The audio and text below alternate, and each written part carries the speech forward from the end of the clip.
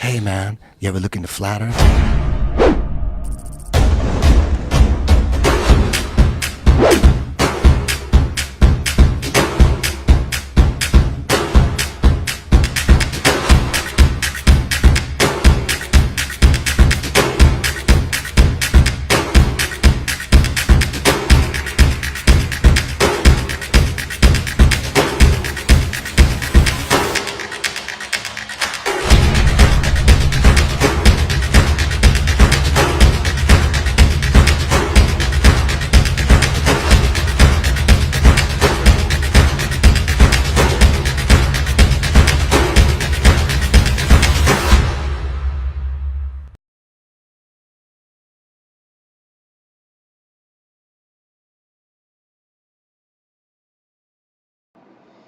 Okay, again, I'm gonna kind of talk in this.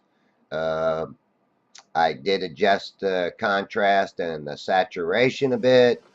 So um, let's see, I might have to shut my audio off for a second here so I can uh, pull that up. Yeah. All right, hang on. All right, we got the great number 33s coming up here, actually, in a sense. Uh, Number one, the video is 22 02233. Got the contrast set at 33. Saturation set at minus 66, and the brightness set at minus 8. So we got 33, 33 and 33 is 66, and then we got 18. 36s make 18. Divide that by 2, and you got 333. So this is why I'm saying the 333s. All right, here's um, Billy Steele's again out there near that boat, just in front of that boat. My focus is off a little bit. Of course, I'm using manual focus all the time. Plus, you wonder, why there's this little bit of like a white wave kind of going in and out of here. I believe there's a weed that sticks out that's kind of like flapping in front of me. Um, at first, I was wondering what it was, and then of course I've got giants. Giants, look at this lady compared to the people on the boat. She's huge. That's perspective for you. She's right in front of me, and I'm zoomed in on her. And I get this a lot of times. I mean, people will see you filming out here at Pine Island, and they'll literally just walk right in front of your camera. I had one lady just standing in front of my camera, and it's like she looked right at me and just stand right there, looking right at me, seeing that she's standing right in front of my camera. And I can't say nothing. It is a public park, um, but I've had people that pretty rude. Even other photographers will walk right up and get right in front of you. One day I was there and there was a professional photographer filming a family, and I had moved off to the side so I could, get out of other people's way. Um, People were in my spot, so I couldn't get there, and I didn't want to get in anybody else's way. So I moved off to the side and, got close to the seawall, so I'm out of everybody's way. And what did this lady do, or this guy do? He brought the kids and family right over to my camera, and um, it was like, wow, I couldn't believe it. And then the lady stands up, the mom, and starts brushing herself off, and all the dirt and sand's flying all over me and my camera. I had to say something there because that was just pure rudeness. Um, but other than that, I do enjoy doing the videos. I do enjoy being out there. But one of the things I tell you is watch when as I move my camera too, how the angle of light changes, because I'm changing the angle of my camera to the water. So you do see this change in lighting. And that change in lighting can also have something to do with, you know, everything that we're viewing out here. I mean, here's this small boat again. Um, you can see that boat is in the water. It's just so damn small that this distortion at the edge of the water is what's blocking out the lower portion of the boat. It has nothing to do with curvature. Curvature is the illusion that has been given or uh,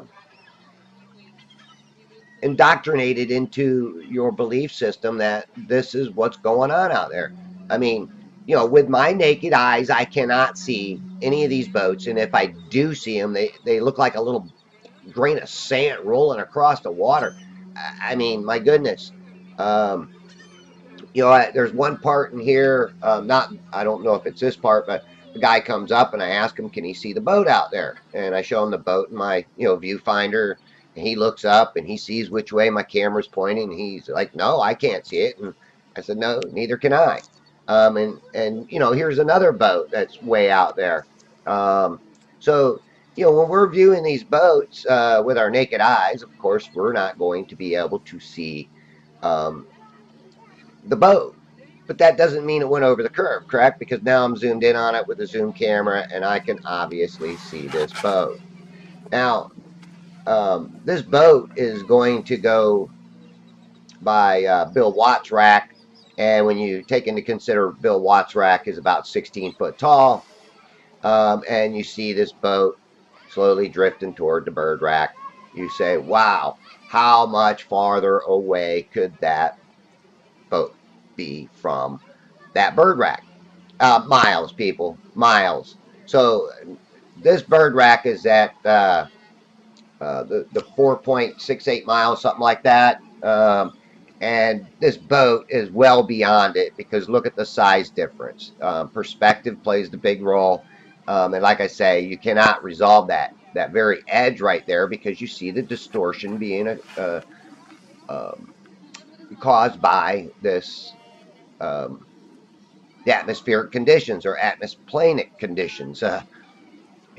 Another thing is I find another bird rack out here, and when I checked on my navigation maps, the only bird rack that can be is the Arapica bird rack, which is damn near as far away as Cutter's Rock would be. So I'm I'm kind of like viewing these, reviewing them as I'm converting them. I'm pretty sure it's in this video.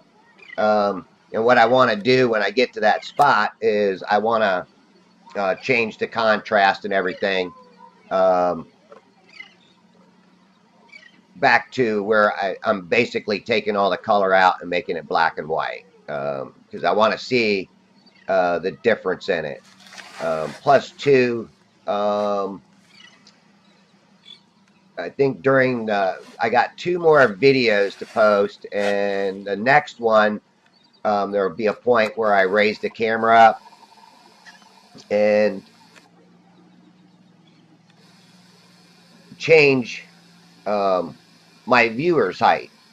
And by changing that viewer's height, of course, just like, if you're looking at the top of a table, the only way you're really going to see more of the surface of that table is to rise up. So if you get down eye level with a tabletop and you're just looking at the surface of that table, again, as you lower yourself, you're going to see this tabletop become this little sliver. And the only way to see more of that sliver is to rise up. The more you rise up, the more detailed you'll get because you're getting a better angular resolution. So, I mean, Jaronism did a video where he filmed his countertop, which is, flat. And, when he looked at it at on a close-up version of it, it looked like it had a curve to it. So in turn, it's not a curve. It's the illusion of a curve. Here it is. Here's the bird rack. Boom. Let me pause it. Okay, I turned the saturation down to -100. That could be another bird rack that I don't normally see.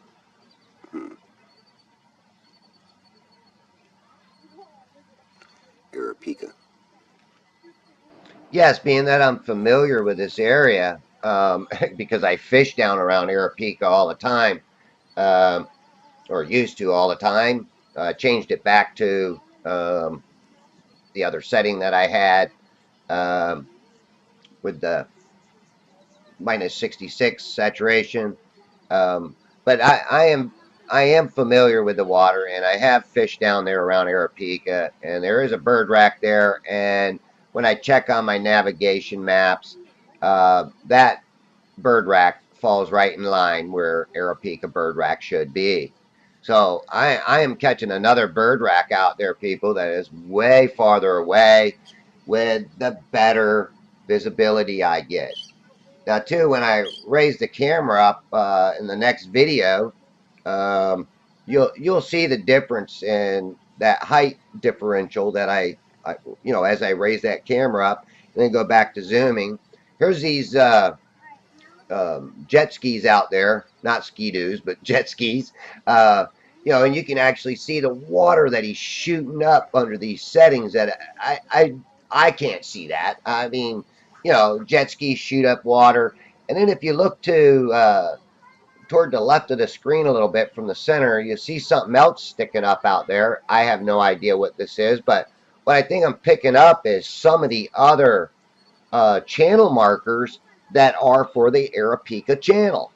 Um, and watching these jet skis is pretty cool because you see how much farther away they are from that boat.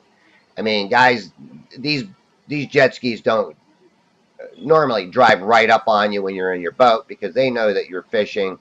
If you have any dignity or respect for other people out there, especially fishermen, you don't just drive right by their boat. So again, it only appears to be that this jet ski goes right behind that boat. Now, there's another thing that these parts of these are going to be like that island that I just passed. At the end of it, there was like some trees or something sticking up that could be trees well beyond the horizon. That again, because things get cut off past that visible water line due to the um, downward refraction. I think that this is a channel marker further out there, or it could even be a boat way out there anchored. I have no idea because I can't get a lot of detail on it. But right here, what I would like to do is increase the lighting, the brightness back to 0. So we can get a little uh, better light on the subject, I'll say.